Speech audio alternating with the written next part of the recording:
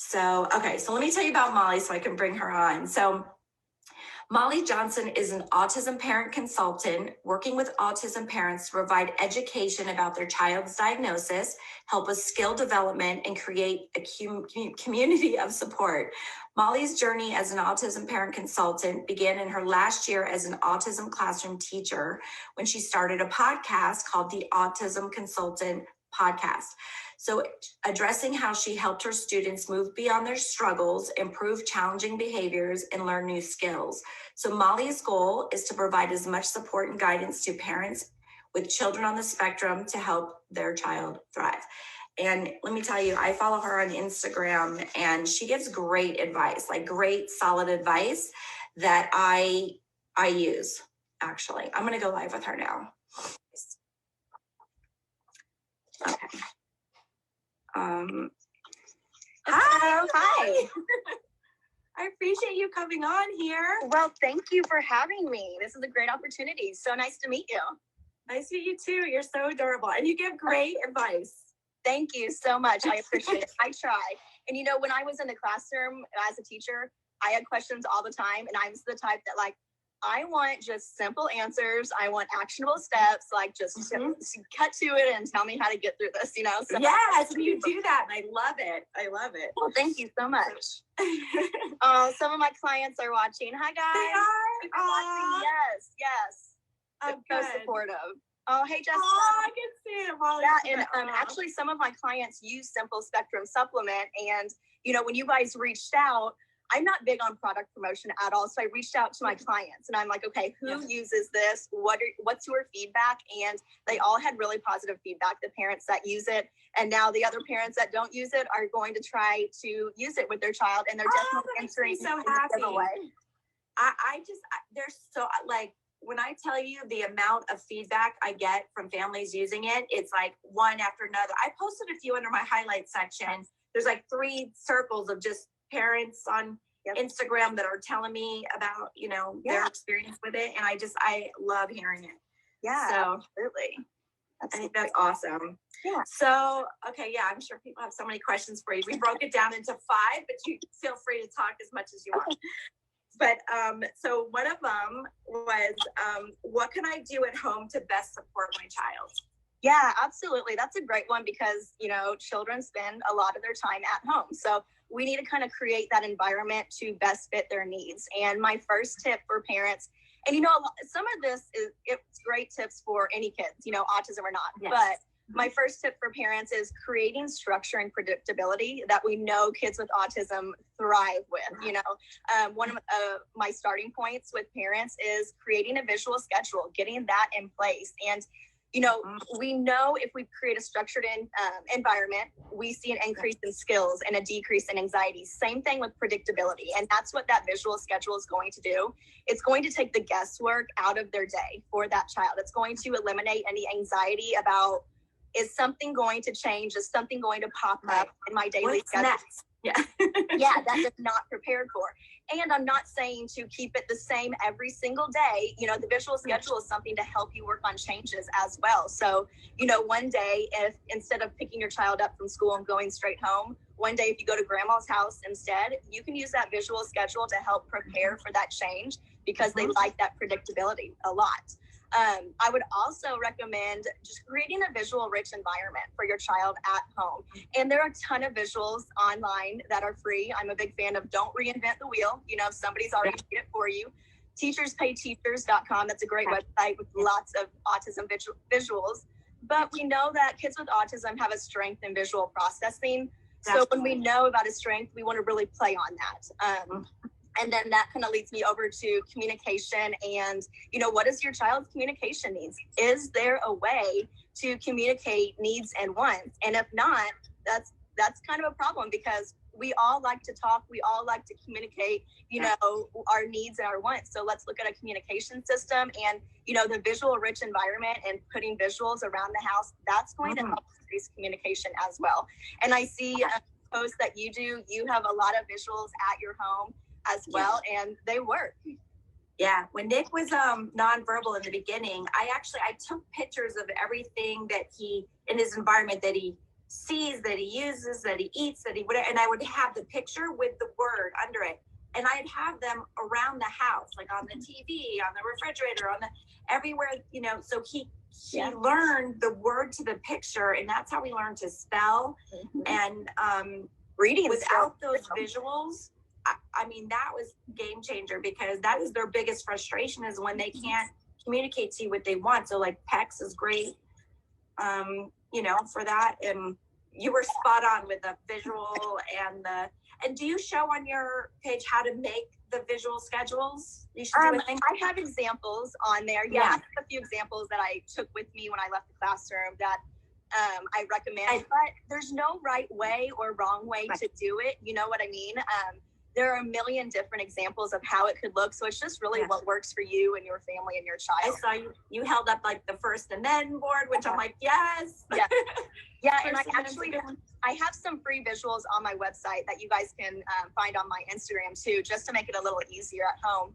But another thing going off of those visuals is, if we're trying to communicate to a child with autism, one thing we also know is they most likely, not always, but most likely have a weakness and or a delay in auditory processing. So you saying something like clean up the kitchen might not be as effective as you would hope it would be, but if you have a visual to go along with that, now you're playing on the child's strengths. Yes, that's so helpful to parents. So I always say they're always capable to learn something new. So you can always teach them something new. So how could you teach your child a new skill? Yeah, this is important because, from the time we're born, we're constantly learning these new life skills to manage in life. And my first tip for you is to break it down as simple as possible. Because sometimes to you and I, a skill might seem very simple, but for somebody that is autistic, it might be a little more overwhelming. So I'm going to use the skill of sharing, like sharing with a brother or sister, for an example. So, I'm thinking I want to teach a child to share. I'm going to break it down. So I'm thinking, okay, what do we have to do to share? We have to physically be able to hand over and release an item. We have to be able to transition. Yes. We have to be able to, transition our mind from one object to go focus on another object. And so I'm going to take those two broken down skills and teach them separately. So I'm going to, a few times a day, just have that child engage and just handing me an item. My turn. Your turn. Yes. Wait, go like exactly. Yeah, exactly. And then I'm going, after the child starts to show success with that, then I would go to the next broken down skill and practice on helping that child transition from one object to another, so that we know when he or she hands it over to brother or sister, they can easily transition over to another object and just not really have that meltdown. I would also recommend modeling as much as you can. And I know that sounds simple, but sometimes we forget to do that. And, that's how we all learn. We all learn by seeing a model and then we imitate it. And an example that I use is myself, actually. I think of the first time I went to IKEA. I had never been. It was a very different experience. I walk in, these carts are like really odd looking. So what I do, I look at somebody else who's putting the bag on their cart. I'm using them as my model, and then I'm imitating it and putting my bag on just like they did to make the cart. Right. So we all learn that way, put into place at home as well for your child. And then we talked about, a visual rich environment, get those visuals involved, go to Teachers Pay Teachers and look for sharing visuals, a person handing something over, just have a visual for every broken down step as possible. So, yeah. So good. Yes. And positive reinforcers always help. Yeah. So, what does someone do about challenging behaviors? I hear that a lot, the behaviors. Yeah, so this is a big one. This is probably the number one question that I get asked. And there's a misconception that challenging behaviors and autism go hand in hand. But challenging behaviors is not a symptom of autism. All behaviors learned. Your behaviors learned, my behaviors learned, your child. And so the first thing that we want to do is find out why the behavior is even occurring. What does the child want out of it? And in the professional world, we say, what is the function of the behavior? And there are always going to be one of four functions. So the first one is your child might be trying to gain or avoid sensory input. The second one is escape. They could be trying to escape a person, an activity, an environment. The third possibility, yes, yeah, exactly. The third possibility is attention seeking. Now, this one's huge because we all love attention, and especially kids, they want their parents' attention 24/7. And then the fourth one is a tangible item. So they might be engaging in a behavior in order to obtain the iPad, for instance. So I would say step one, figure out what is the reason behind it. And then you're going to want to teach a replacement behavior to still get that thing that they want. So if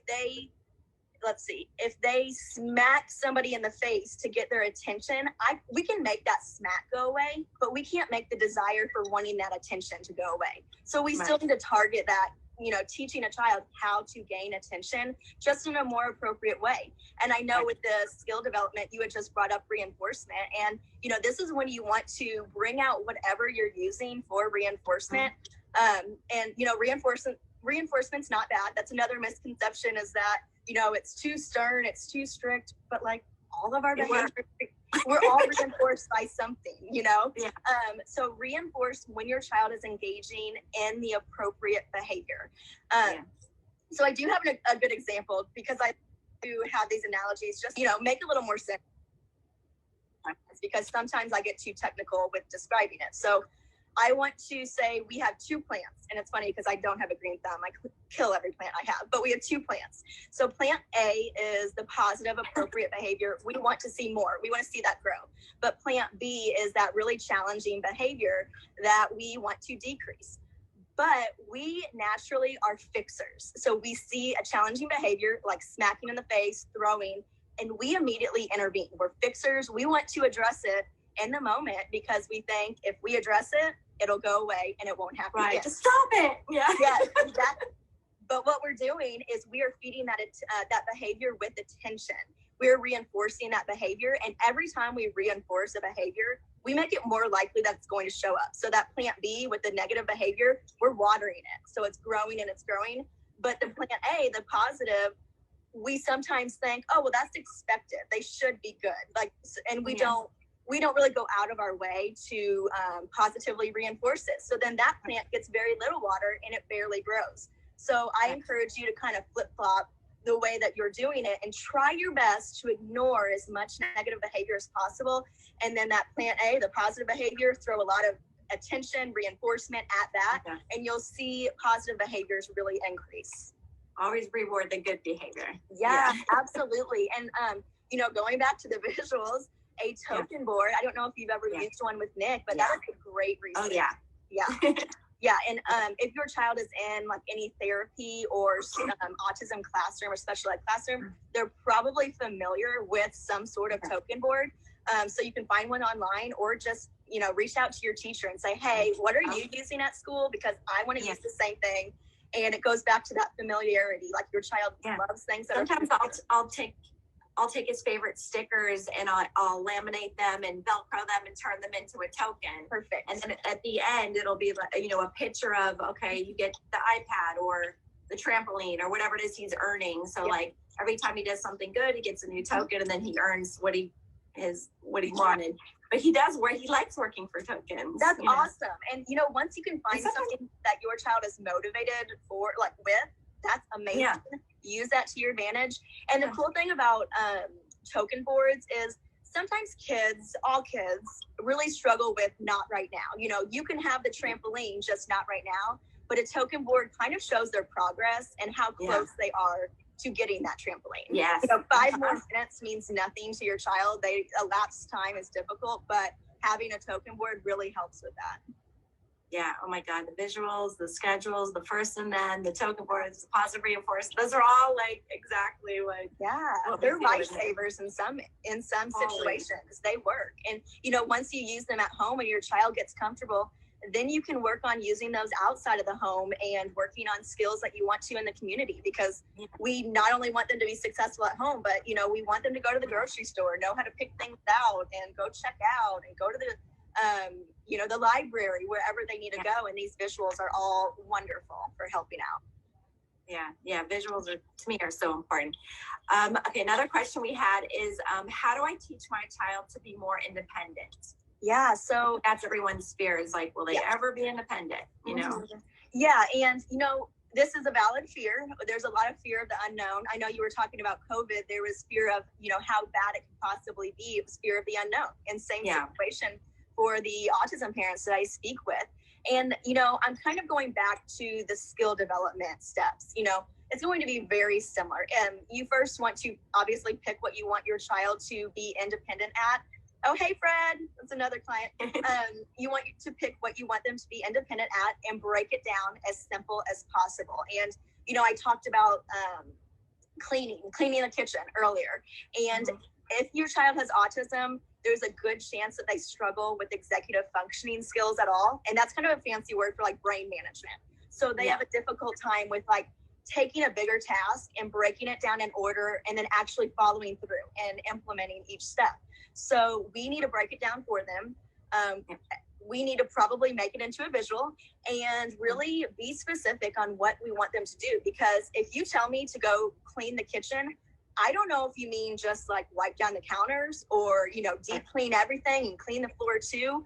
I don't know. There's some unknown. So if we can be as specific as possible for what their expectations are on this visual, that is a lot better for your child. And of course, like skill development, I talked about modeling and imitating. And, we want your kids to work on imitating as much as possible. And a lot of parents will say, well, that's a struggle for my child. I cannot get them to imitate to save my life. Oh, Jen, thank you so much. Another one of my clients, they're so supportive. I love you all. So as far as imitation and getting them to imitate, a really great strategy is a mirror or get out your phone and put it on camera, like selfie mode, so they can see themselves. Kids love to see themselves. Or get the iPad out and put it on selfie mode. If you want to help your child be independent holding the toothbrush and brushing, use that mirror to your advantage. Keep pointing at them in the mirror. And I find that when kids are able to stare at themselves in a video or a mirror, it holds their focus just a tad longer. And that's what we want in order to teach a skill. So that's a really great strategy. And then, okay, this is a really big one, but we have to stop doing things for the child and let them attempt and then experience success. And, I know parents naturally, what your child wants and needs before they even probably know what they want. Yeah, it's like if they're taking too long to tie their shoes, you're like, let me just do it. Get out of here.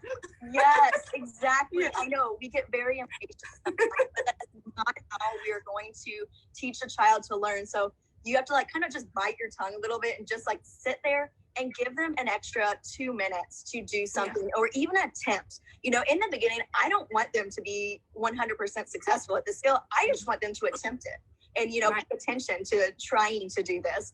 And part of that is us backing up a little and letting them. And I know that's hard for parents because it's natural. You do it too. And I do it with my niece and nephew because we know what they want and need. So, try your hardest. I know it's tough. Just sometimes when you're in a hurry, you're like, I'll just do it. But if you wait, I notice if you wait, they do. And then they're proud of themselves that they did it. I did that with Nick's toothbrushing. There's a whole, like a sentence strip, like a, not sentence strip, but a, direction strip of how to brush your teeth.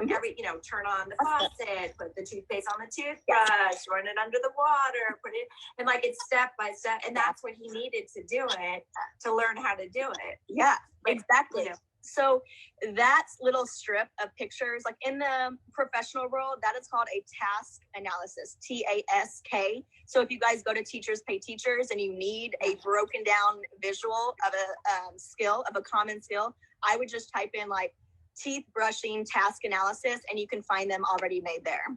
But I'm all about, if it's made, use it. Don't make it. Yeah. PEX has a lot of pictures. I mean, I took a lot of my own pictures of actual things in his environment and kind of made my own PEX. It's so funny. I was looking at the PEX I made in the very beginning before they were like, the 2x2 or 1x1 or whatever. I was making cards like index cards that are like, they were like this big. I'm like, who's going to use that? That's so funny. Well, and you bring up a great point. Like with these visuals, it doesn't have to be something you find on the internet. It doesn't have to be fancy. It can be big. It could be a poster. It could be tiny. There are no rules, and you Yeah. you could even gosh, I'm really bad at drawing, but you could even, if you're in a bind and you just need to, communicate something to your child and you want them to understand it, sketch it out real fast. I've done that with the whiteboard.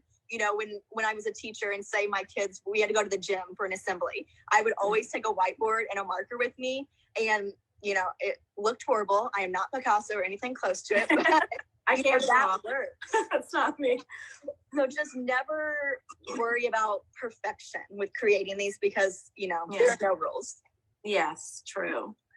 Okay, another one. How can I advocate for my child?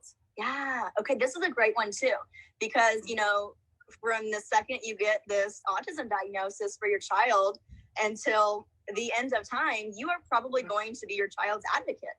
So my first step is you'll probably want to create a team of people that really support and value your wishes as a parent. And in the beginning, this might be people like your sister, your best friend, the doctor who diagnosed. And over time, it grows. Your support team, or whatever you want to call it, is going to adapt and change. It could be teachers, therapists, doctors, an autism parent consultant. There's really no limit on who could be on your team, but you want them to support your wishes as a parent. And then you kind of have to play the role of a case manager, and you have to be organized with all of the paperwork and the dates, and kind of being that collaborator between all of the people on your child's support team. And then I also recommend really knowing your child and their needs, know their strengths, their weaknesses, their triggers, their motivators, because you are going to have to communicate that to all the professionals that are going to work with them for years to come. And the more info like that the professionals know, the easier it is for your child and the therapist and anybody involved. And also, when you're really knowledgeable on those things, you can contribute to the conversation. And that's what we want. We want a team. Everybody plays a role. And I think there's a lot of intimidation. I don't know about your experience, but I think there's intimidation, especially when it comes to schools and IEP meetings.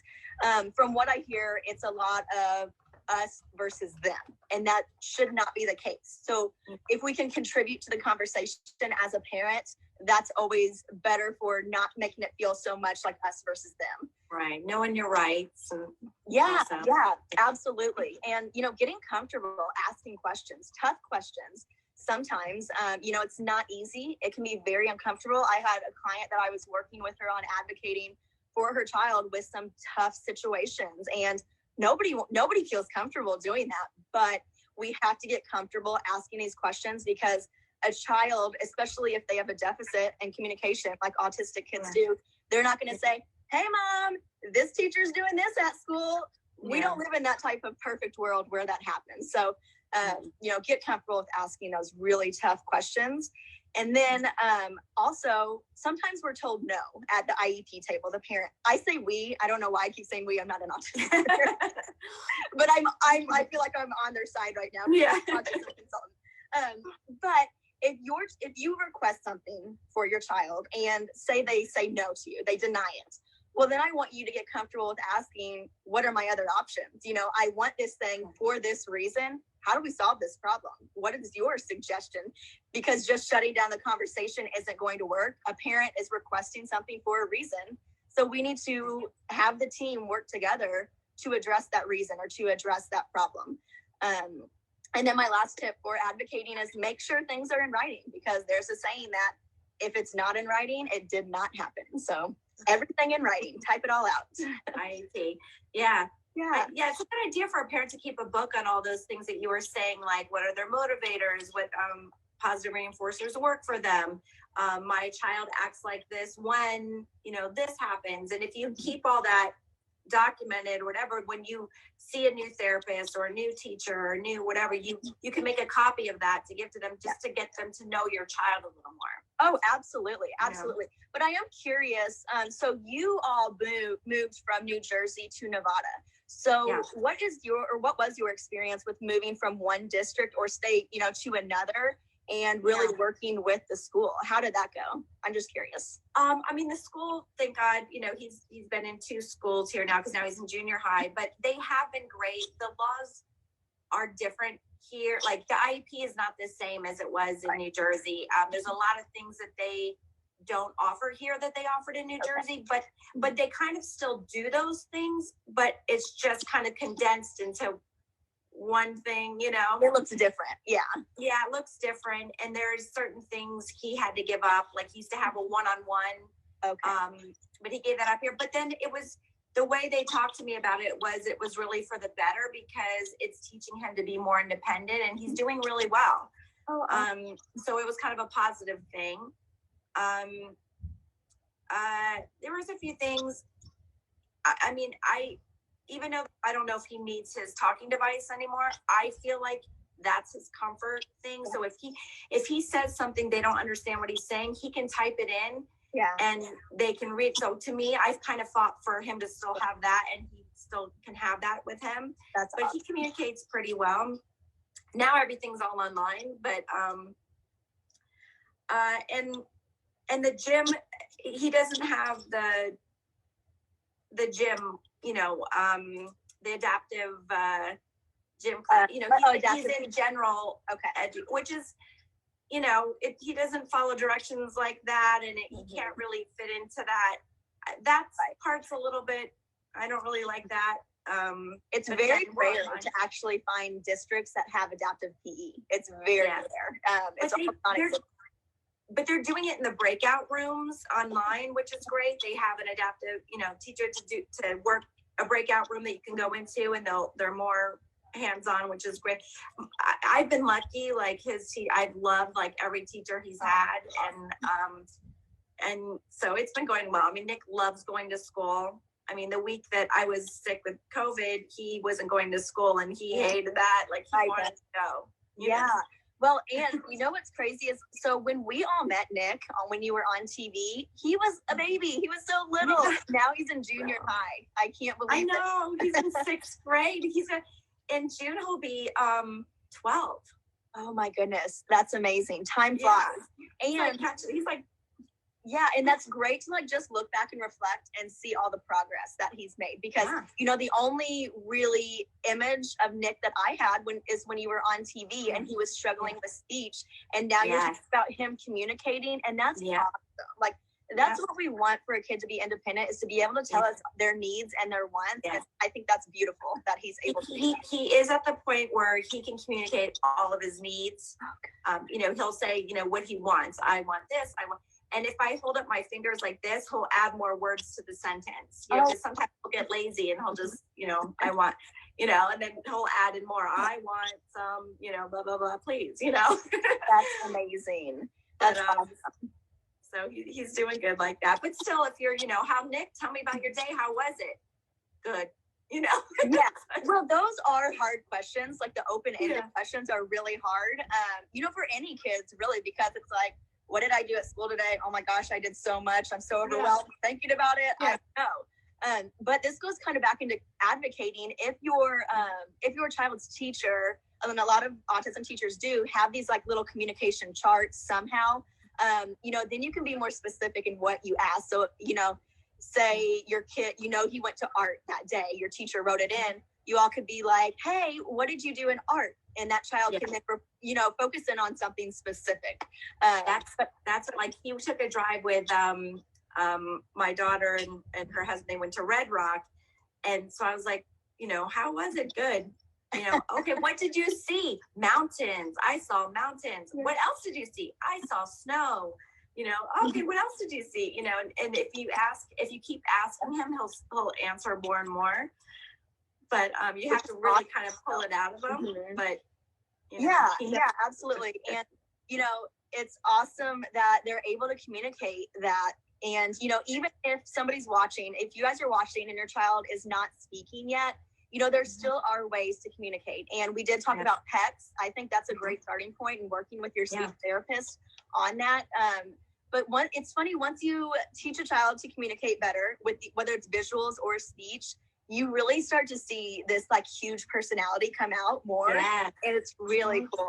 I love it. The behaviors are less and less because they're able to tell you and communicate with you. So you have to find what works. Some kids use sign language, some kids use text, some kids, just find what the way they communicate the best. And, Nick is definitely visuals for sure. Yeah. And the great thing is, like you just mentioned, all of those options, you all have options. That's the beauty of it. If one doesn't work, that's okay. Move on to another strategy. If sign language isn't quite working. I tried that one with Nick, but when he was younger, I was doing the signing time and trying to get him to learn sign language, but he wasn't really. Yeah. But he has an interest in it. Well, that's great.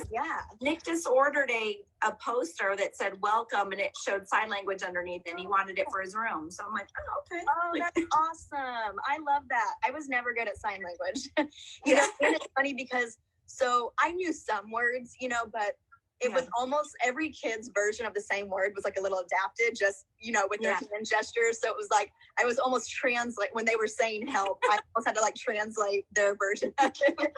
But it's really awesome once they start to communicate. Yeah, I know. So how is your grandson doing? Oh, he's doing great. You know what? He wasn't talking for a while too, but now he will not stop. Like he is a nonstop talker. He's so smart. He's hilarious. Like his comedic timing is like perfect. He's hilarious. That's amazing. Yeah, he's 4. He just started soccer, and now he's awesome. That's so good. That's so good to hear. It sounds like everybody's doing wonderful. Yeah. And we don't see much of your life anymore, so it's great to get a check-in 10 years later. I know. I keep saying I'm going to do more on Instagram, show more of my life, do more. And then I get sick, and then life takes over, and then this person, so I haven't been doing that, but I do need to post more of Nick and different things because I do get a lot of questions, and I need to make time to like post some more. It can be hard. Social media is almost like a full-time job. It is. It's exhausting. Yeah, but I do give you props for taking your platform and doing something really good for it, because you could have very easily said, nope, done with social media, not doing it, because it can be a mean world. It could be a scary world. And I do want to let you know, my smile is crooked too. So, we're not smile club. I give you props and, a high five for actually doing that, for all you do for this autism community. So thank you. You too. You guys need to follow her at Molly at the Autism Consultant, right? Yeah. And your website is what is your website? theautismconsultant.us. And then your podcast. Yes, the Autism Consultant podcast. You guys can listen to that on iTunes or Spotify. And I try to keep it short. I try to keep it less than 15 minutes because I know parents are busy and I don't want to waste your time. That's the last thing I want to do. And I want to give you steps to walk away that you can actually easily implement. So go check out the podcast. And you do. You're so good. I love your energy and your tips. They're great. You guys have to follow her. Definitely tag her afterwards too, so you guys can try to win that free thing of Simple Spectrum supplement. Yes, clients are all getting in on that giveaway, so you guys better. Yeah. And you will see if your child has all the nutrition that they need, that are filling in all those nutritional gaps they're not getting from their diet. They will respond better to their treatments and therapies because they can just focus more and sit still better, and it does help. Yeah, and actually, so I told you I reached out to my clients about this product, and one of my clients, Jen, she had said, I saw an increase with focus and paying attention and less challenging behaviors. And then one of my clients, Jessica, said she almost immediately saw an improvement in sleep. So they speak, very highly. Within 2 weeks, I hear about that a lot from parents. Like, I know with Nick too, his sentences get longer. He's just like, overall, his engagement and is less stimmy. And it's been a game changer for us. So yeah. And if you think about it, if we don't get all of our nutrients, like, we don't feel good. And who wants to show up in the world and work and do stuff when we don't feel good? So it makes sense. The supplements for any age, you guys, the ones that are asking. Awesome. But they said so much changed in just 2 months. Thankful for Molly. Yeah. People love you. Oh, thank you, Priscilla. Another one of my clients. I mean, I love every single one of my parents. I worried when I left the classroom and just was, went full force in consulting parents from around the world. I thought, am I going to miss this? Am I going to feel like I'm making a difference in the world? And I'm not going back. I'm serving my clients, and I have a purpose, and I love it. That makes me so happy. I love it. Thank you so much for having me on, and I'm glad we got to connect. Thank you. Me too. Thank you so much. Absolutely.